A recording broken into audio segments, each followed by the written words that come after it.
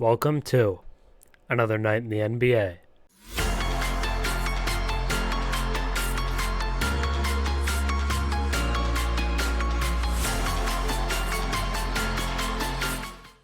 This is your 10-minute recap of the last night of NBA hoops, a night with 9 NBA games, a decent amount of NBA action, and a bunch of good games that went on. But I want to start us off with what I believe is the main topic of the night, which is Jeremy Sochan, who had 33 points, 8 rebounds, 6 assists, and a steal in the Spurs loss to the Hawks. He also went 12 of 14 from the field, super efficient in this game. Sochan was great, but through this season so far, a lot of negative attention has been put on Sochan, pretty much through no fault of his own, because there's been a Point Sochan experiment going on in San Antonio, where they have said, we're not going to go with the traditional point guard in Trae Young.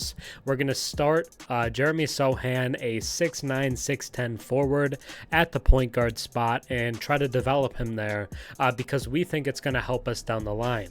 I've seen some people go as far as to say it's ruining Wemby's rookie year. It's really hurting the team. It's this, it's that, it's whatever. But it looks like they're getting rewarded for placing this sort of emphasis on Jeremy Sochan, on his career, and on his development, because he's a really special player. I've been on record in the past talking about how I think he is a future star for the San Antonio Spurs, and I still think that. I just saw something earlier today on Twitter that there are only 4 players under the age of 21 that are averaging more than 10 points per game, and Jeremy Sochan is one of them. People forget how young this dude is. He's still 20 years old. Like, there's a lot of time for him to develop, to become a better player, and to really work on the shot, because that's the biggest thing for him, is going to be the spacing, is going to be the threat of him shooting the ball. But shot 3 of 3 from 3 in this game, was 100% from behind the arc, also hit all of his free throws. So there's clear development and improvement coming in that aspect of his game. Also had 6 assists. You know, the passing hasn't necessarily been an issue. It's kind of seeing the reads at the right time. Like, he's going to get assists, but is he going to find Wemby? And both he and Wemby were good in this game. Victor Wembanyama with 21 points, 12 rebounds, and 4 blocks, 9 of 16 from the field. And I thought Sochan and Wemby looked better together tonight than they have so far this season.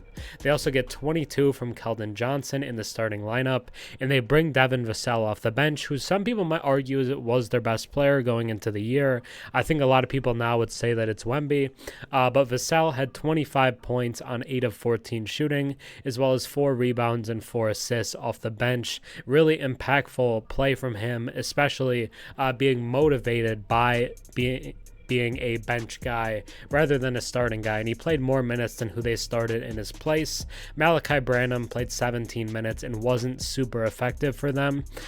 2 points, 3 rebounds, and 3 assists in 17 minutes. But Devin Vassell was better.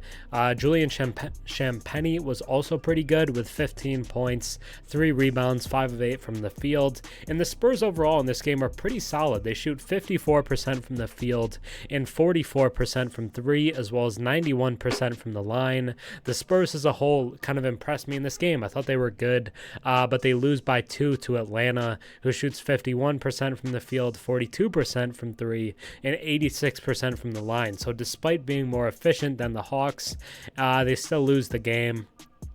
7 turnovers to how many did Atlanta have? Atlanta had 10 turnovers, and I think the big difference is going to be on the rebounds. No, the Spurs won the rebounds too. So very weird that the Hawks won this game. It came down to more free throws. They had 25 of 29 free throws compared to 21 of 23 for the Spurs. So that's really all it is at the end of the day, is making more free throws and making more shots overall, despite the efficiency difference. But really close game. The Spurs, I believe it's their 13th straight loss, so things don't look great in San Antonio right now, but I think this game specifically is really positive for them moving forward, because it showed that their offense can get it back together, and it showed that their talent is still very talented, because a lot of questions had come about their guys because they felt inconsistent. Whether it was Keldon or Vassell or even Sochan, they were all good tonight, and I think that's a really good sign moving forward. Trae Trae Jones had 7 assists off the bench, but wasn't really efficient from the field, and was a -2, and Sochan -4. The only positives were Malachi Branham at +7, and then Charles Bassey at +3 in only 4 minutes played. So not a ton of overwhelmingly plus-minus guys, a 0 for both Wemby and Zach Collins. But Jeremy Sochan, again, is really impressive in this game. The rebounding, the playmaking, the defense. He's a really good defender. He does pretty much everything to a very solid extent. Even scoring, he's a solid scorer at it'll probably be around 12 a game now after this one. But really, really impressive game from Sochan. Probably the best game of his career. Over 80% from the field, 100% from 3 and from the line. 33, 8, 6, and a steal. I was really impressed. I just thought this was a fantastic game from Sochan, and I think he's rewarding the Spurs for placing this emphasis on his development, and I really like to see that. I think he's great, and I still think he is a future star for this Spurs franchise. But now let's shoot around the NBA, look at different outcomes, and try to get an idea of what happened on this night of NBA basketball.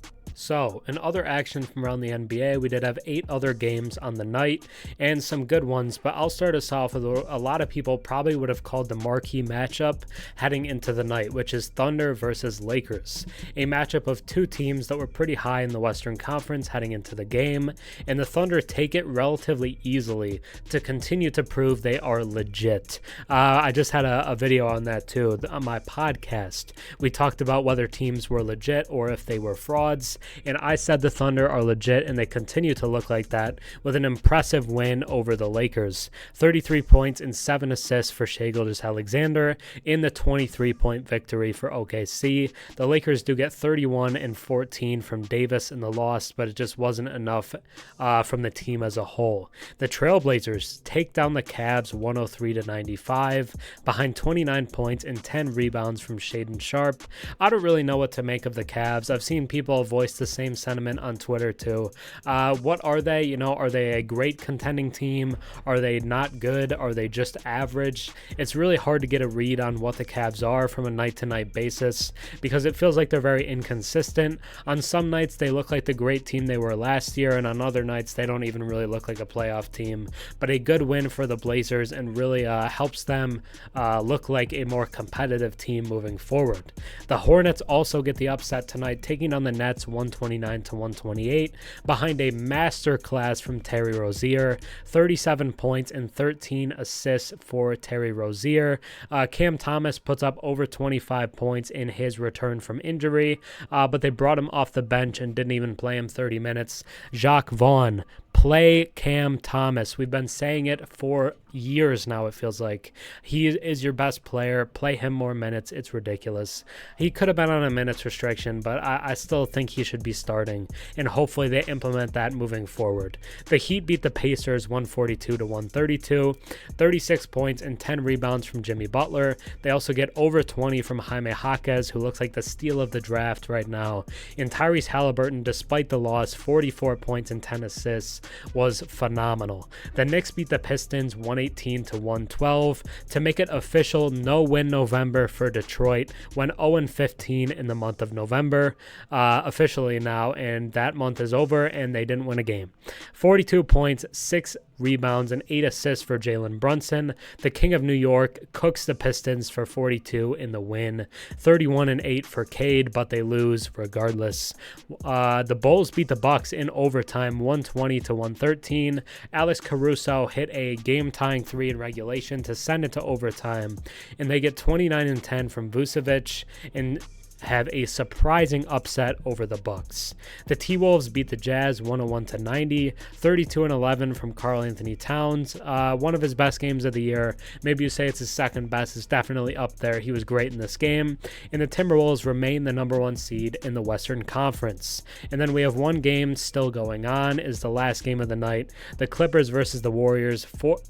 5 minutes left, in the fourth quarter, and the Warriors are up 9 at this point. It feels like they're going to win it. The Clippers are really confusing. The Warriors, no Chris Paul in this game, and they have been really hit or miss, and despite that, the Clippers can't take advantage. They have all of their guys playing. It's like the worst game from Paul George all year, and it seems like they're going to lose it to go to 8-10 on the season. But now, as I always want to do, let's get into the last segment of the night, which is the top 5 players, according to the Real Sports app. I want to do this to kind of get an idea of who the best performers were on any given night of NBA action, and just kind of showcase who really balled out and who impressed on this night of hoops. But I'll start us off with number 1, if I get this up here.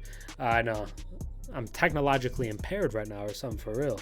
But we start off at number 1, who is suspense. Who is Jalen Brunson?